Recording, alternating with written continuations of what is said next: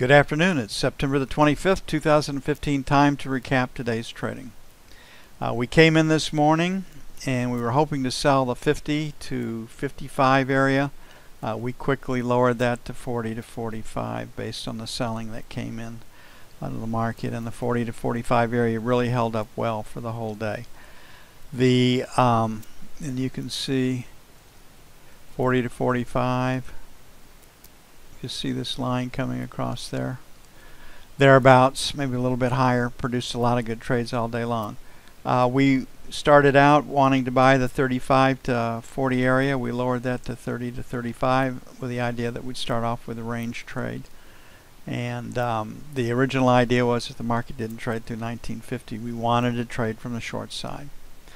And so you can see we have 1, 2, 3, 4, 5 trades leaning against 1940 that all produced very, very nice gains.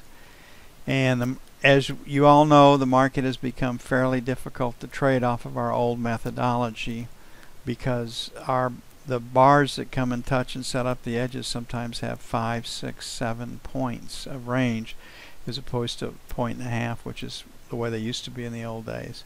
So you can see that you've got 4 really nice trades and 1 fabulous trade just by trading the idea this morning. On the buy side, buying the 30 to 35 area, there's a trade there that's produced a nice little trade. There's a second trade there. There's the third trade right there. So coming into this big spill, you had 7 pretty big trades off of buying 30 to 35, selling 40 to 45. And that's the way that you want to trade the market. Do low volume numbers work? The low volume numbers at 1910. What stopped the market? The low volume number. Up here on the top side, that's your first low volume number in the it's like 42 area, give or take. Did it stop the market? Yes, it did. When the market breaks, what's it attracted to? When the low volume numbers hold, it's attracted to this high volume number. So on this high volume number right here, you want to get long beneath that number and you want to get short above it. So you can really utilize the structure to help your trading and help keep you on the right side of the market. So what does the F1 screen show for the E-mini come Monday? Higher low, higher high. So we can get short, but if we fail to bust the 1905, 1910 area, we can trade from the long side. So this one says you can actually go long. Looking at the F2 screen, it was a D pattern. The correct split is K. And you just look at that. If I take J out of it, that volume is at 3425 until we add J to it, and how easy it was to tip that from a B with volume-wise to a, if we did a J split but move out of the middle, we were looking for a move out of that 35 area. Give or take, and then it fails, and then the bottom falls out of the market. So if the market was to close right now, we'd be selling 25 to 30 and then 35 to 40. On the buy side, we'd be buying 1905, 1910, and then the next play would be stops below 1900 at 1895. And that's the way it would shake up. Remember this morning when we came in and we talked about how the Yellen speech yesterday, the way that it was taken was completely opposite the market's reaction to what it was last week. And we asked ourselves what had changed from what the Fed said last week to this week. And we couldn't figure out that anything had changed. And so that early assessment was, again, pretty good. And I want you to get to the point where you can make these assessments yourself. It's not that hard to do. Doesn't mean the market can't rally for a little bit or sell for a little bit under those conditions, but it'll run out of gas or it'll run out of steam if it's not a for real piece of news. And the Yellen comments and the rest of it were just really entirely opposed to the formal statement that came out last week. Okay, looking at the 10-year note, lower high, lower low. We want to get short to see if we can't bust today's lows. And if we can't, then we can trade from the long side. So this screen has you on the sell side. When we go look at the F2 screen, it's going to put us on the long side.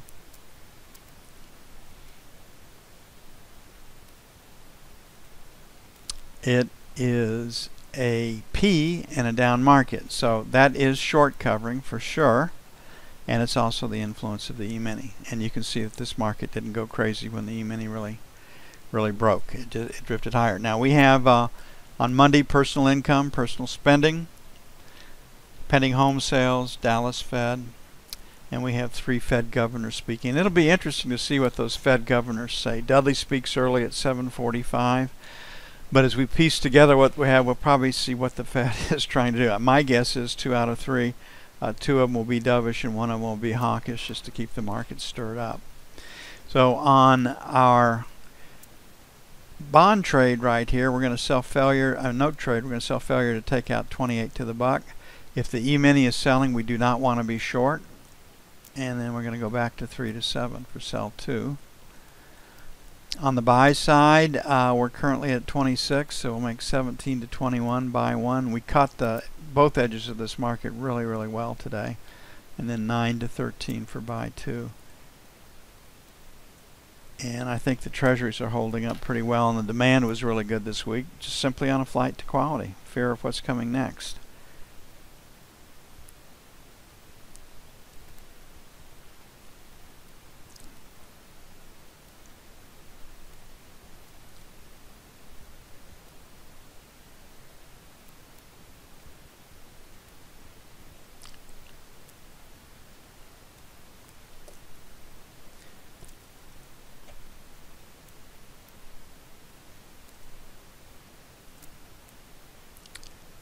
Looking at the F2 screen on the 30-year,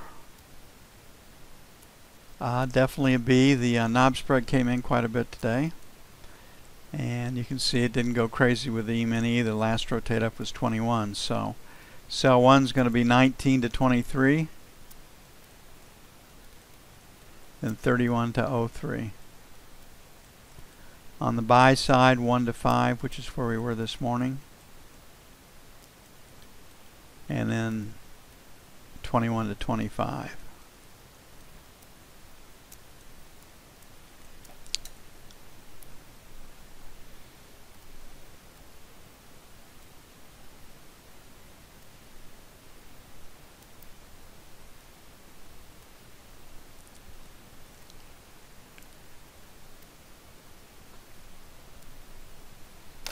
Okay, we really good on gold today. We figured that yesterday's rally was primarily due to option expiration, and we wanted to be sellers in London last night. We have an inside day that suggests trading range, and gold is acting like it, but because if we don't make new highs over the weekend and point it higher, my guess is they'll go find out where support is. And there's a couple of places where support might lie. We have all these single prints here in A periods, so that runs from 39 to 43. This morning we had a 39, 41 buy, and we'll see if that works out. The last rotate down was 43. So this 43, 45 area would be buy 1. It's very aggressive. Buy 2 would be 39 to 41, and I'm pretty comfortable 39 to 41. This buy 1, 43 to 45. If the E-mini or indexes are selling, that's going to be probably as good as we can hope to do. If they're not selling, we'll move B1 down to 39 to 41, and our 35 to 37. So I like the 35 to 40 area as a buy. On the sell side, I like the idea of selling against 50. So 49, 51, sell 1. 54, 56, sell 2. And a lot probably was going to be dependent on what the E-mini is going to do and stock markets around the globe. And my guess is we got a pretty good chance for them to sell. I don't know what type of agreements will be reached between China and the United States this weekend. There, no war in space, probably. Can't take out each other's strategic satellites in space, or pretend like you won't do it.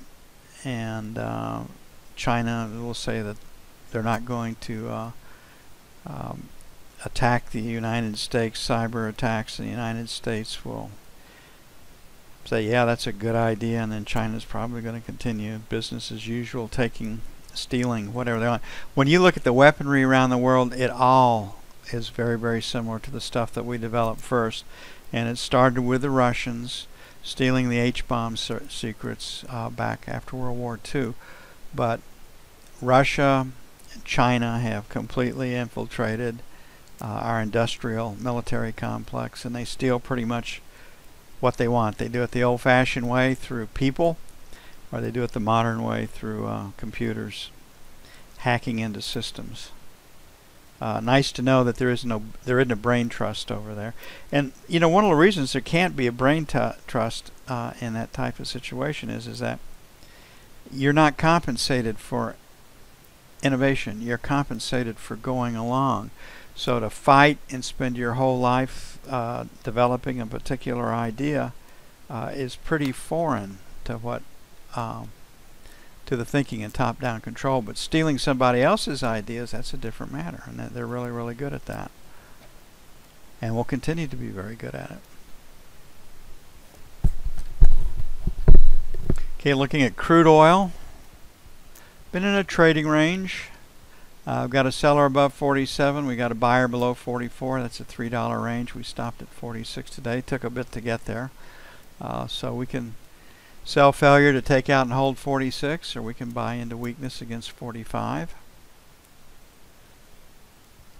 Got a B pattern, so maybe 45, 45 and a quarter is buy one. It's pretty aggressive trade. And then 44, 50, 44 and a quarter buy two. That's not such an aggressive trade. On the sell side, 46, 46 and a quarter, sell one. 46, 75, 47, sell two to pick up a. And the trade is to buy against 44 and to sell against 47. And so that's your $3 range, which is what crude normally will trade in.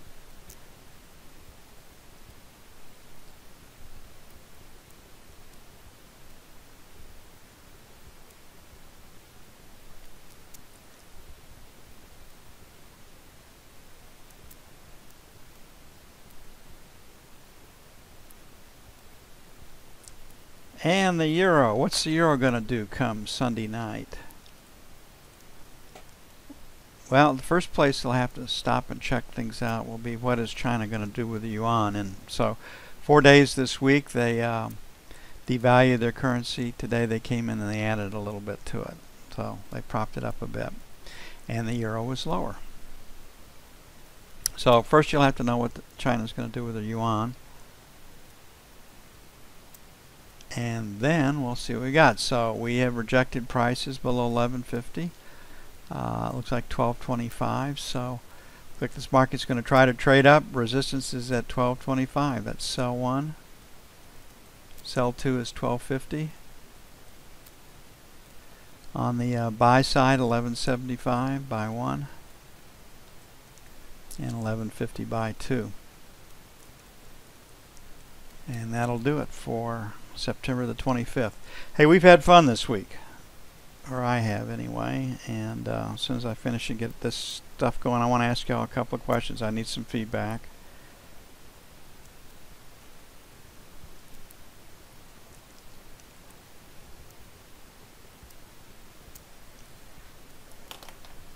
Well, let me go ahead and stop the recording right now, and I'm going to ask a couple of questions.